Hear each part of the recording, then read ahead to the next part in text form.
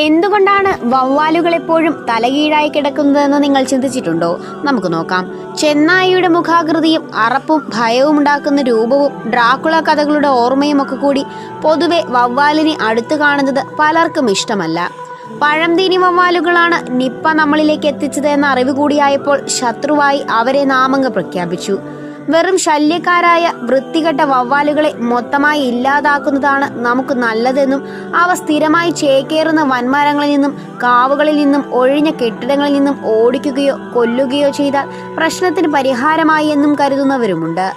അവർ തുരത്തലിനുള്ള ശ്രമവും തുടങ്ങിക്കഴിഞ്ഞു. അല്ലെങ്കിലും പണ്ടേ മനുഷ്യർക്കെല്ലാം ഇഷ്ടമില്ലാത്ത ജീവിയാണ് വവ്വാൽ. പ്രേത രക്തരക്ഷ സിനിമാ കഥകൾക്കൊക്കെ ഒരു ഫീൽ കിട്ടണമെങ്കിൽ 4-5 വവ്വാലെങ്കിലും ചറപറ പറക്കുന്ന സീൻ വേണം. മനുഷ്യർ പരിണമിച്ചിട്ട് വളരെ കുറച്ച് വർഷങ്ങൾ മാത്രമേ ആയിട്ടുള്ളൂവെങ്കിലും 50 ലക്ഷം വർഷം മുമ്പേ പരിണമിച്ച് ഈ ഭൂമിയിൽ വാഴുന്നവരാണ് വവ്വാലുകൾ. 10,000-ൽ കുറവ് വർഷങ്ങളെ ആയിട്ടുള്ളൂ വവ്വാലുകളുമായി മനുഷ്യർ സമ്പർക്കത്തിലായിട്ട്. എന്നാൽ ഇപ്പോൾ നമ്മുടെ പേടി സ്വപ്നമായ ചില വൈറസുകളും ദശലക്ഷക്കണക്കിന് വർഷം മുമ്പേ തന്നെ വവ്വാലുകളോടൊപ്പം തന്നെ പരിണമിച്ച് കൂടെ കൂടിയവയാണ്. രോഗമോ പ്രശ്നമോ ഒന്നും ഉണ്ടാക്കാതെ തലമുറകളിലൂടെ കൈമാറി വന്നവയാണ്.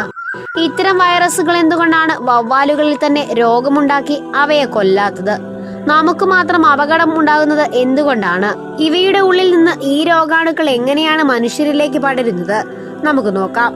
നട്ടെല്ലുള്ള ജീവികളിൽ പ്രസവിക്കുകയും മുലയൂട്ടുകയും ചെയ്യുന്ന സസ്തനികൾ എന്ന വിഭാഗത്തിലാണ് വവ്വാലുകൾ ഉൾപ്പെടുക. പറക്കാൻ കഴിയുന്ന ഒരേയൊരു സസ്തനിയാണ് വവ്വാലുകൾ. വവ്വാൽ, വാവൽ, കടവാതിൽ, കടവാവൽ, നരിച്ചീറ്, പാർക്കാടൻ, പാറാടൻ തുടങ്ങിയ പല പേരുകളിൽ അറിയപ്പെടുന്ന ഇവർക്ക് പക്ഷികളുടേതുപോലെ പറക്കാൻ തൂവലുകൾ കൊണ്ടുള്ള ചിറകുകളൊന്നുമില്ല. മുൻകാലുകളിലെ വിരലുകൾക്കിടയിലുള്ള പെറ്റാജിയം എന്ന നേർത്ത സ്ഥലമാണ് ചിറകായി കണക്കാക്കുന്നത്. പറക്കാനുള്ള കഴിവ് കാരണം അന്റാർട്ടിക്കയിലും ഒറ്റപ്പെട്ട ചില ദ്വീപുകളിലും ഒഴികെ ഭൂമിയിൽ സർവ്വയിടങ്ങളിലും കാണുന്ന ഏക സസ്തനീനവും ഇവരാണ്. ലോകത്ത് ആകെയുള്ള സസ്തനീനങ്ങളുടെ 22% വവ്വാലിനങ്ങളാണ്. 1400 സ്പീഷീസ് വവ്വാലുകളെ ഇതുവരെ തിരിച്ചറിഞ്ഞിട്ടുണ്ട്. പ്രധാനമായും 2 വിഭാഗം വവ്വാലുകളാണുള്ളത്. പഴങ്ങൾ പ്രധാന ഭക്ഷണമായിട്ടുള്ള വലിപ്പം കൂടിയ മെഗാ ബാറ്റുകളും ശബ്ദപ്രതിധ്വനികൾ ഉപയോഗിച്ച് ഇരപിടിക്കുന്ന കുഞ്ഞൻ മൈക്രോ ബാറ്റുകളും. കൂടാതെ തേൻകുടിയന്മാരായ വവ്വാലുകളുമുണ്ട്. അപൂർവമായി മനുഷ്യരുടേതുൾപ്പെടെയുള്ള മൃഗരക്തം കുടിച്ചു ജീവിക്കുന്ന വാമ്പയർ ബാറ്റുകളും മീൻപിടിയന്മാരായ ഇനം വവ്വാലുകളും കൂടി ഇതോടൊപ്പമുണ്ട്.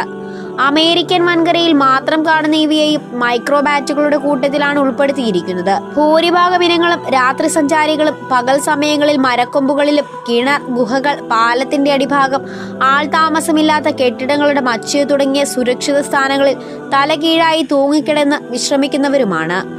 ഏറ്റവും വലിപ്പം കൂടിയ വവ്വാലുകളായി കണക്കാക്കുന്നത് ഫിലിപ്പീൻസിൽ കാണുന്ന പറക്കും കുറുക്കനാണ്.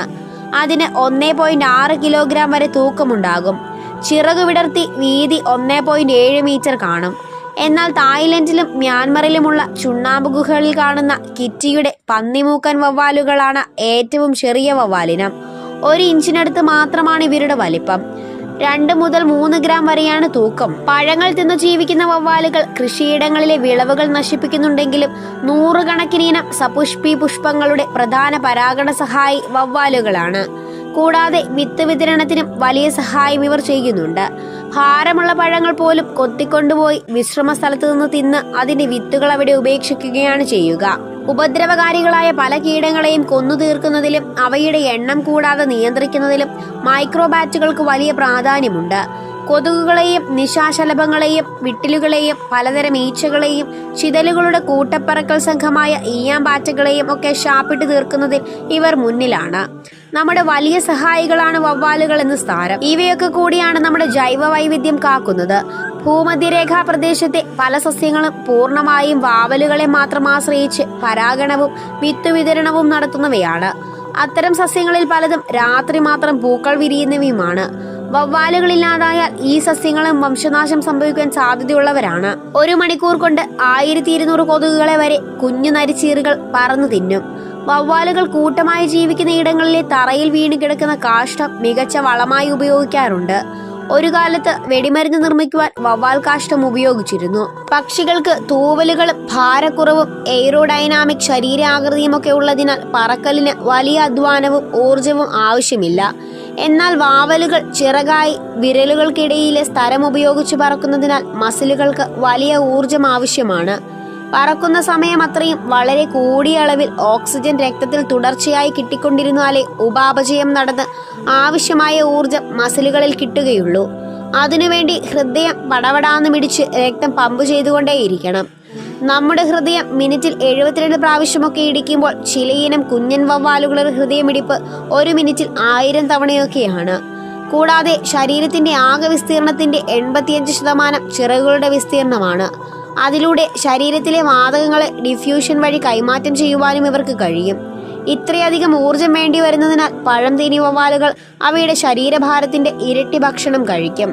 ഷഡ്പദഭോജികൾ 120%. എല്ലാ വവ്വാലുകൾക്കും കാഴ്ചശക്തി വളരെ കുറവാണെന്നും അവയെല്ലാം ശബ്ദപ്രതിധ്വനി മാത്രം ഉപയോഗിച്ചാണ് സഞ്ചരിക്കുന്നതെന്നും പലർക്കും ഒരു തെറ്റിദ്ധാരണയുണ്ട്.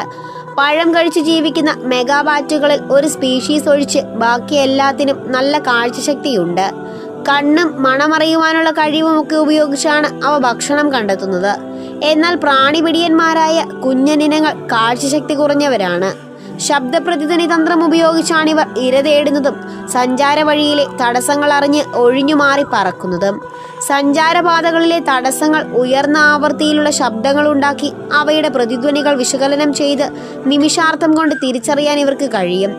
പാറിക്കളിക്കുന്ന കുഞ്ഞു പ്രാണികളെയും ജീവികളെയും കൃത്യമായി കണ്ടെത്തി തിന്നാൻ ഇരുളിലും പ്രാണിപിടിപ്പൻ വവ്വാലുകൾക്ക് ഈ സൂത്രവിദ്യ കൊണ്ട് കഴിയും. രാത്രിയിലെ വേഗസഞ്ചാരത്തിനിടയിൽ മുന്നിലെ തടസ്സങ്ങൾ തിരിച്ചറിഞ്ഞ് പരിക്ക് പറ്റാതെ പറക്കാൻ സഹായിക്കുന്നതും ഇക്കോലൊക്കേഷൻ പരിപാടി കൊണ്ടാണ്. മഴയത്ത് പറനിര പിടിക്കാൻ ഇവർക്ക് വിഷമമാണ്.